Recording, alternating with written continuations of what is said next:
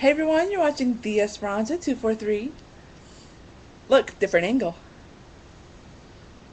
Um, you might see a light that's over here. When I was considering where to put the webcam today, I thought I could put it here and realized that the light, my bedroom light, would be too glaring, too bright for you guys to see me, so I don't want anything to how do I put it in a non-selfish way? Wanted to make sure that the balance of the, scene wasn't too wonky. See, I love spreading my knowledge of how to keep things balanced and things like... I'm rambling on again. Okay. This is the book reading video for Part of Your World, written by Allison D'Agostino. So, let me just note something down real quick.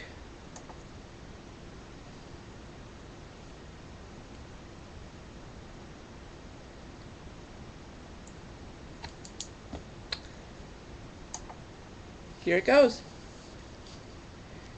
Garnett followed her deeper into the tunnel. She looked back at the entrance one more time. Her guts were telling her that something wasn't right. There were a few turns to the tunnel. It was getting lighter, as if they were close to the end of the tunnel. They were nowhere near an exit.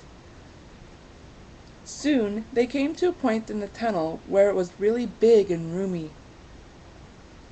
She and Garnett spotted a mermaid resting on the rocky ground. She swam to her and lightly shook her shoulder. "Wake up, dear. There's someone here you need to meet." Tell them, the mermaid began to say sleepily. She suddenly sat up. "What? You brought someone here?" She glared at her. "Now, Amber, don't be like that. This person needs to meet you, talk to you. Just give her a few minutes, please," Miss Amethyst said, reasoning with her. The mermaid sighed. "Fine, but only a few minutes. Where is she?" the mermaid asked. Miss Amethyst gave her a look. Miss Amethyst gave her a look, signaling her that she was in front of her. She looked toward her visitor and smiled. "Hi there, I'm Amber Winsome. What's your..." She widened her eyes. She was shocked. "Amethyst? She looks almost exactly like you. Care to explain?"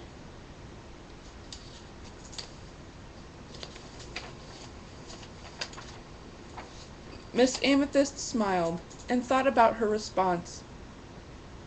"I believe she takes that after... you know who," she answered. She gave Garnett a look. "Introduce yourself." Garnett gave her a thankful look. "Hi, Miss Amber," she said. She sighed nervously. She smiled and chuckled nervously. "Wow, you have no idea how long I've waited for this." "What are you talking about? Who are you?" Miss Winsome asked. Garnett took a deep breath and let it out. "I was raised by my aunt, on land," she tried telling her. The mermaid widened her eyes as Nettie sighed. "My name is..." She looked down and bit her lower lip. "It's Garnett. Garnett O'Connell." "O'Connell?" She was shocked. "Garnett?" Garnett nodded nervously. "Oh!" she cried. "How could this be?" She shook her head. "I didn't want this," she whispered. Garnett was shocked. She lowered her head. Amethyst nudged Amber in her side. She gave her an odd look, aiming her eyes at the mermaid, who was her daughter. Amber sighed. "I just don't understand. Why did you come down here?" Garnett told her how the family came to Virginia. She and Marion were playing in the shallow parts and then started racing. She was very brief of telling her story until she reached the point where she met Amber. After the story, she was quiet. Garnett couldn't take the awkward silence that was growing. She swam to her mother and hugged her tight. "I missed you so much," she told her.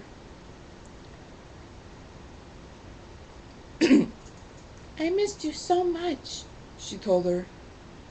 Amber was still a bit frightened.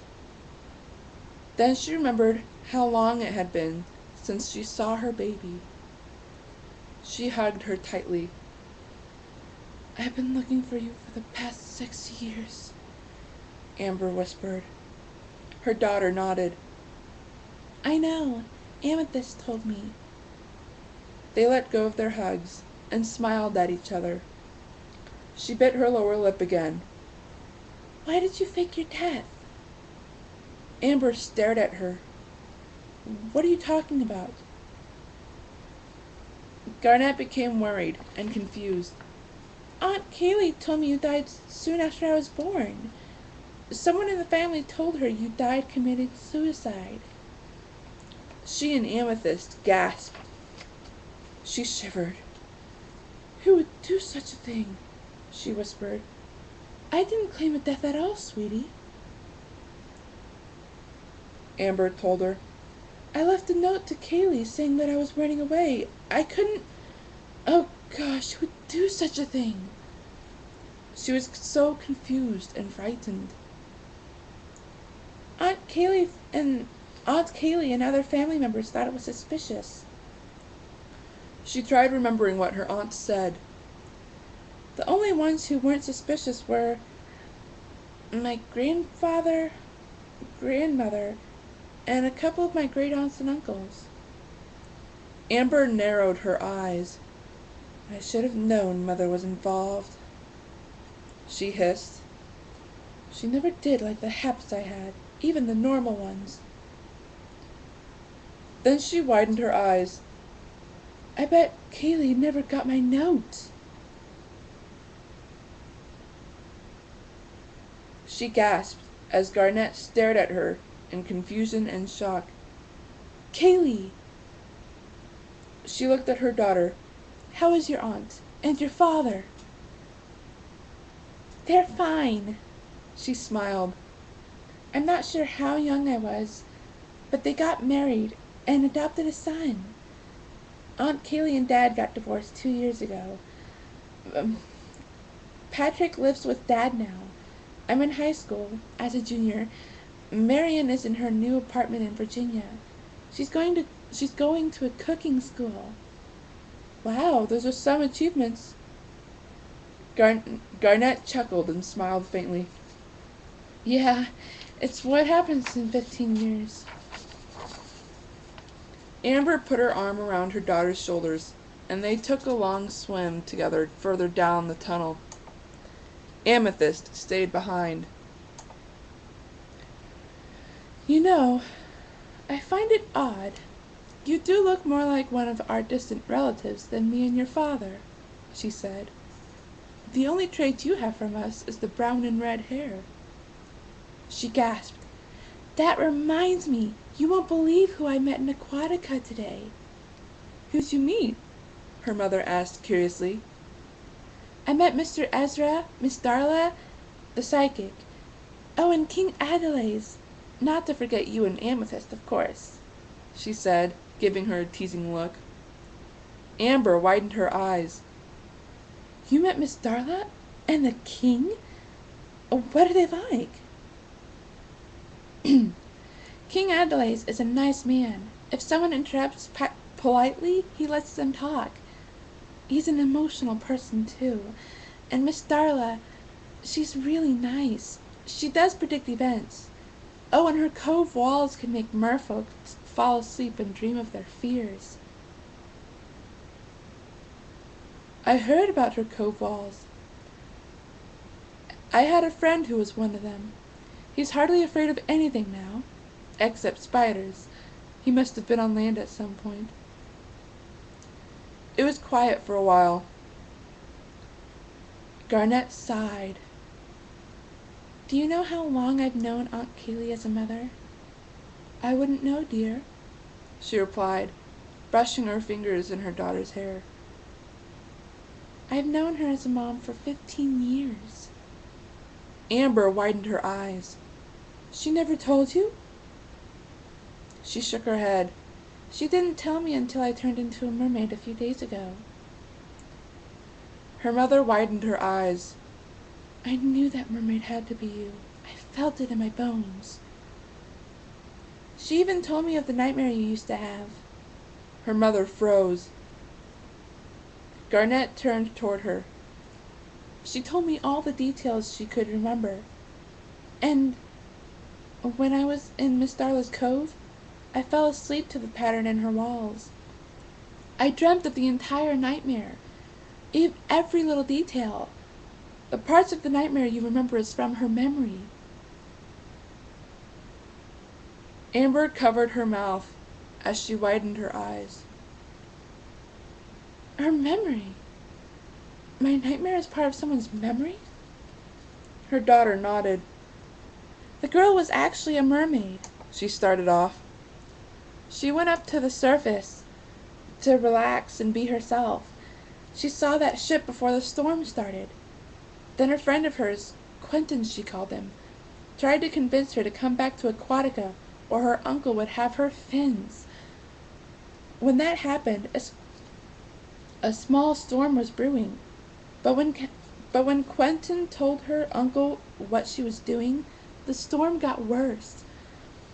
Her uncle eventually went up to the surface. He was the second person in the nightmare. I think he used one of his abilities and gave her legs. She almost drowned because of that. That's usually when you wake up, right?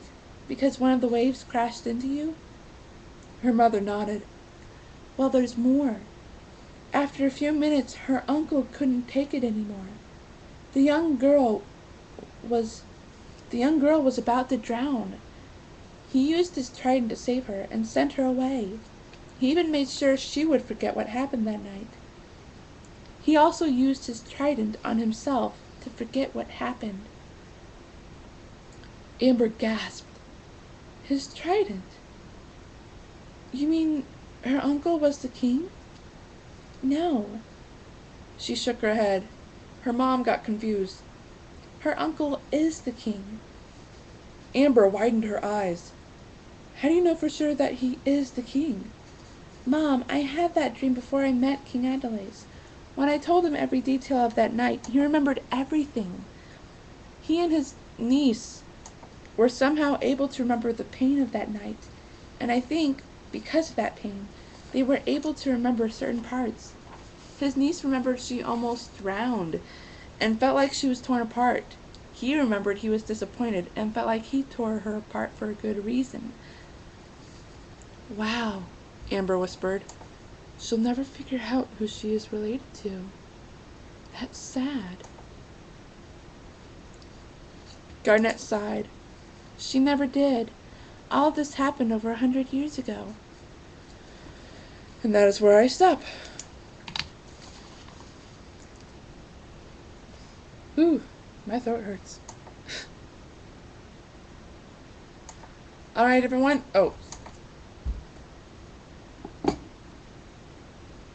Right after this, I will be posting another video to welcome one of my friends into the YouTube community because he has a new webcam.